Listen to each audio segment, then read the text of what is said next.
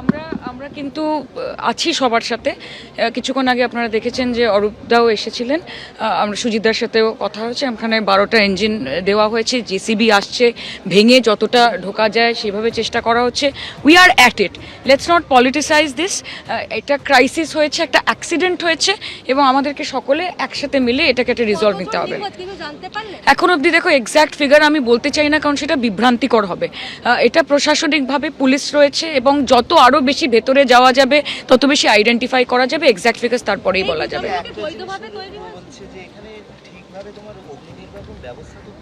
দেখো এটা তো একটা প্রাইভেট, আমি যতদূর জানি it's a private company, so আমি কিন্তু তাদের ওই পক্ষর মালিক পক্ষর কেউ আদৌ এখানে এসছেন না আসেনি এই প্রশ্নগুলো তাদেরকেও করতে হবে।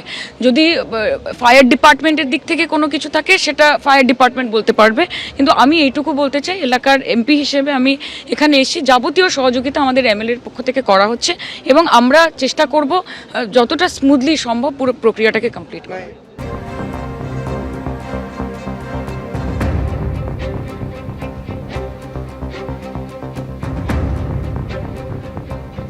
আর এর মধ্যে খবর পাওয়া যাচ্ছে 4 জনের মৃত্যু হয়েছে এই ভয়াবহ অগ্নিকাণ্ডের ঘটনায়। সৌভিক মজুমদার আমাদের প্রতিনিধি, বলতে পারবেন বিস্তারিত। সৌভিক, দেখো এখনো পর্যন্ত আমরা যে খবর পাচ্ছি সেটা অনুযায়ী 4 জন যারা ভিতরে ছিলেন তাদের এই অগ্নিকাণ্ডে ঘটনায় মৃত্যু হয়েছে এবং এখনো পর্যন্ত সেটা নিশ্চিত করা সম্ভব হয়েছে যে 4 জন এই যে ব্যক্তি যারা ভেতরে ছিলেন তারা মারা গিয়েছেন, ফলে তাদেরকে সেখান থেকে নিয়ে আসা বের করা সম্ভব হয়েছে।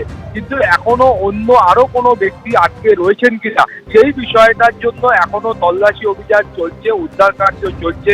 ভেতরে প্রচুর পরিমাণ পুলিশ কর্মী উপস্থিত রয়েছেন। ইতিমধ্যেই বারুইপুর পুলিশ জেলার পুলিশ সুপার তিনি নিজে এসে ঘটনাস্থলে উপস্থিত হয়েছেন, ফলে দমকল কর্মীরা এবং পুলিশ আধিকারিকরা তারা এই মুহূর্তে খোঁজ খবর দিচ্ছেন যে বিপুল সংখ্যক কথা বলা হচ্ছিল যে ব্যক্তি যারা নিখোঁজ রয়েছেন, অন্তত পক্ষে পুলিশ সূত্রে খবর যে পুলিশের কাছে অন্তত পক্ষে 20টি মিসিং ডায়েরি সেটা কিন্তু রেজিস্টার রয়েছে, ফলে 20 জন ব্যক্তি ন্যূনতম নিখোঁজ হয়ে থাকতেন বলে অভিযোগ দায়ের করা হয়েছে।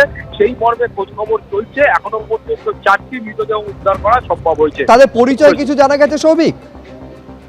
দেখো একেবারেই প্রাথমিক পর্যায়ে এখনো পর্যন্ত পরিচয় জানা সম্ভব হয়নি। পুলিশ সূত্রে আমরা যে খবর পাচ্ছি যে দেহগুলি এত অগ্নিদগ্ধ এমন অবস্থায় ছিল যে এখনো পর্যন্ত আইডেন্টিফিকেশন করা সম্ভব হয়নি। এরপরে মৃতদেহগুলিকে এখান থেকে উদ্ধার করে বের করে নিয়ে বাইরে গিয়ে তারপর যারা পরিবার পরিজনদের আছেন তাদের সামনে নিয়ে গিয়ে সেটা আইডেন্টিফিকেশন করার একটা চেষ্টা করা হতে পারে।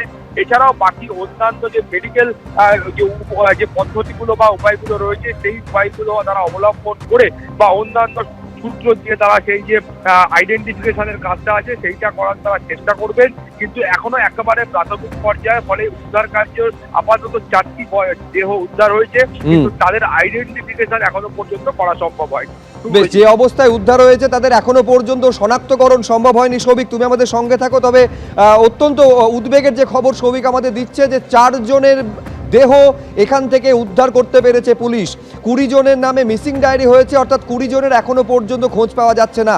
এই 20 জন, এই যে 2টি গোডাউন, একটি গোডাউন হচ্ছে ডেকোরেটার্সের গোডাউন, ডেকোরেশনের সরঞ্জাম সেখানে রাখা ছিল, সেখানে কাজ করতেন এবং কাজ করতেন খাদ্য সরবরাহকারী যে বিপণী রয়েছে সেইখানে, সেখানকার গোডাউন, সেখানে কাজ করতেন।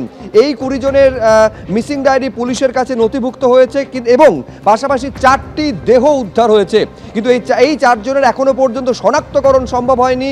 সেইটা করতে আরো কিছুটা সময় লাগবে।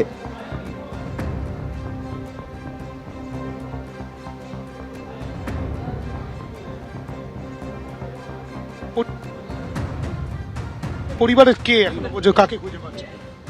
আমার পরিবারের 2 জন, আমার স্বামী আর আমার ভাসুরের ছেলে। কি নাম ওনাদের? আমার আমার স্বামীর নাম গোবিন্দ মণ্ডল আর আমার ভাসুরের ছেলে রামকৃষ্ণ মণ্ডল। এরা 2 জন কোথায়? খোঁজ পাননি কিছু? লাস্ট কখন কথা হয়েছিল? রাত 9টার সময়। কি বলেছিলেন উনি? বলেছিল খেয়ে দিয়ে শুয়ে পড়তে, আর ও খাওয়া দাওয়া করছে, খেয়ে দিয়ে শুয়ে পড়বে। এবারে আজকে ছুটি হয়ে গিয়েছিল, জানে বাড়ি আসবে।